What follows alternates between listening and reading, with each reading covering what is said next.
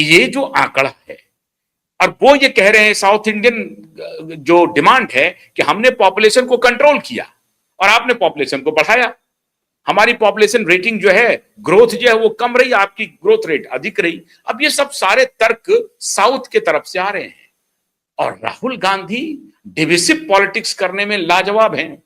वो साउथ और नॉर्थ को डिवाइड करने में बड़ी तेजी से अपने आप को उसमें घुसेड़ देते हैं। उन्होंने घुसेड़ दिया, उन्होंने कहा कि साउथ के मेरे भाइयों, हम आपकी रक्षा करेंगे, हम आपके हक को मरने नहीं देंगे। We are here, we won't allow to pass this bill in the parliament. अब राहुल गांधी जिस मैजिक की चर्चा कर रहे थे, जिसके पीछे हाइड करने की बात कर रहे थे, मैं छोटा सा आपको वो वीडियो क्लिप सुनाता हूं और फिर राहुल गांधी जो कहते हैं कि मैं इसे पास नहीं होने दूंगा, उसे भी सुनाता हूं। ये दोनों video clip back to back सुनिए, फिर मैं असली बात बताता हूं कि खेल कितना बड़ा हो गया और कैसे नरेंद्र मोदी ये सब भांपने में फेल हो गए हैं या नरेंद्र मोदी ने मास्टर स्ट्रोक चल दिया है, ये भी बताता हूं। ये दोनों क्लिप देखिए जरा सा।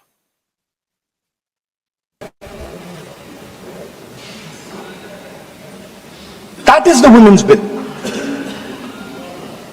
This is an attempt to change the electoral map of India. Using and hiding behind India's women.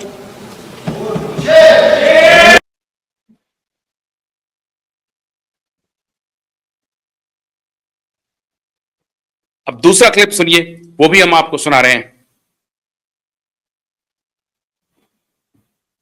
जिसमें वो कह रहे हैं कि हम किसी भी I want to conclude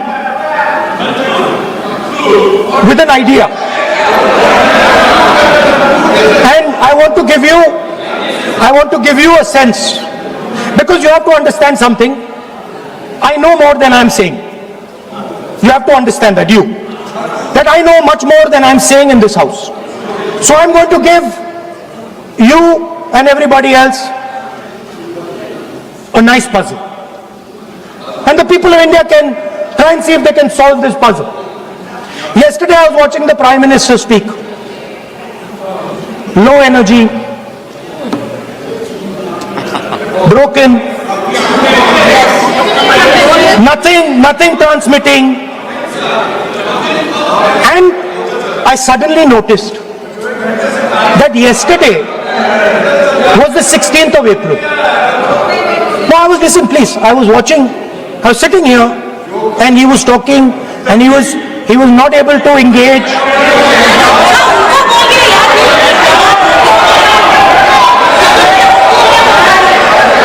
He was not able to engage because clearly trying to pass this bill was a mistake, because everybody knew there was going to pass. Panic reaction, as I said. So I was watching him, and I noticed on my phone 16th of April, and I was like, my God, how crazy. That's the number 16. This 16 number, this is the number. The whole answer to the riddle is in the number 16. Everything is in the number 16. Now, if anybody understands what I'm saying, please send me a message, and on Twitter you can tell what it is. But the answer to your problems, and you're going to find out very soon, is in the number 16. Thank you, sir. अब ये इसके पहले वो कह रहे थे लगातार number 16 का बस उन्होंने आपके लिए, हमारे लिए, सबके लिए छोड़ा है कि नंबर 16 का खेल क्या है। नंबर 16 मतलब 16 अप्रैल की बात हो रही थी अभी, और 16 अप्रैल मतलब कल जो पेश किया गया, 16 अप्रैल को ही ये डिलिमिटेशन, ये जो परिसीमन का बिल है और वुमेन रिजर्वेशन बिल दोनों है साथ में। अब परिसीमन बिल का बहाना लगा करके ये वुमेन रिजर्वेशन बिल को रोक देंगे। अब यहीं से खेल शुरू होगा। अगर मोदी और शाह दोनों वाकई इस बात को जानते हैं कि परिसीमन बिल को ये पास होने नहीं देंगे, क्योंकि राहुल गांधी कह रहे हैं कि मेरी दादी के जमाने में, मतलब इंदिरा गांधी के जमाने में भी ये बिल आया था, और वाजपेयी जी के जमाने में भी वो सोच रहे थे कि परिसीमन का काम हम शुरू करें 1971 का जो सेंसस था उसके आधार पे। उसको थोड़ा चेंज किया जाए, फिर नए सेंसस के आधार पे जनसंख्या का जो विस्फोट हुआ है या जो वृद्धि हुई है उसके आधार पर परिसीमन किया जाए। लेकिन वाजपेयी जी भी हिम्मत नहीं कर सके और मेरी दादी भी नहीं कर सकी। तो फिर ये मोदी जी हिम्मत क्यों कर रहे हैं? यहीं पर वो जादूगर कह रहे हैं। उनको मालूम है कि परिसीमन का मुद्दा जैसे ही आएगा अपोजिशन भड़क जाएगा, और खास तौर से साउथ इंडियन एमपीज को तो वो भड़का ही देंगे, और राहुल गांधी इसमें महारत हासिल किए हुए हैं। अब याद कीजिए कि राहुल गांधी से मुलाकात कर रहे थे कुछ दिन पहले, ज्योतिबा फुले के प्रेरणा जो फंक्शन था सदन में, उसमें प्रेरणा स्थल गए थे और रुक करके मोदी राहुल से बात कर रहे थे।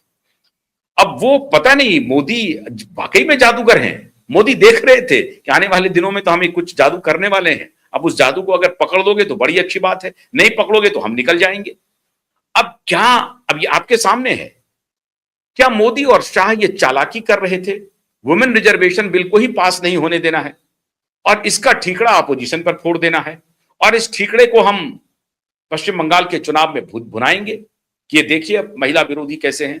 ये आज 3 दशक से महिला रिजर्वेशन बिल को पास नहीं होने दे रहे हैं, और जबकि हम लोगों ने अडॉप्ट कर लिया सर्वसम्मति से 2023 में वुमेन रिजर्वेशन बिल को, और हम इसको अब पास करना, अब ये कानून बनना है। 2000 लोकसभा से पास हो जाए, राज्यसभा से पास हो जाए।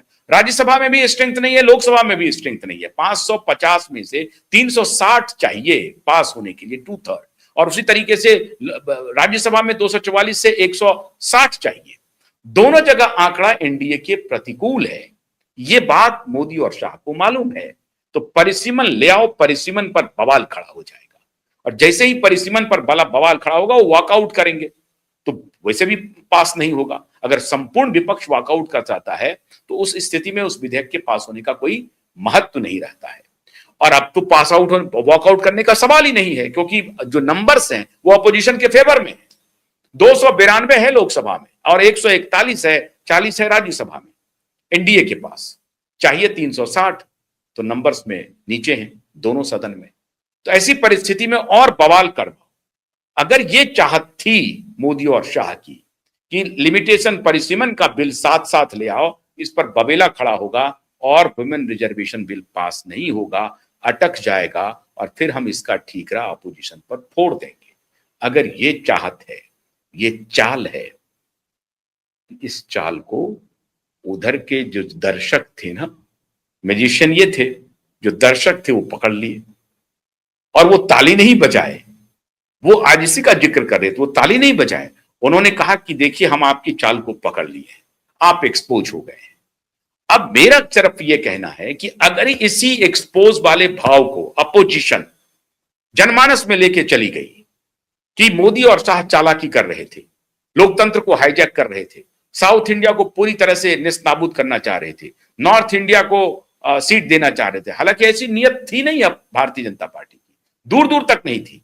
उनका यह कहना था कि देखिए परिसीमन से किसी को नुकसान नहीं होगा और कभी ना कभी तो हम सबको सोचना चाहिए। हमने इंफ्रास्ट्रक्चर का भी विस्तार कर लिया है, 850 लोकसभा के सदन में बैठने की क्षमता बढ़ा ली है, और वो महिलाएं जब आएंगी तो किसी का हक भी ना मरे, इसलिए हमने स्ट्रेंथ बढ़ा दिया है।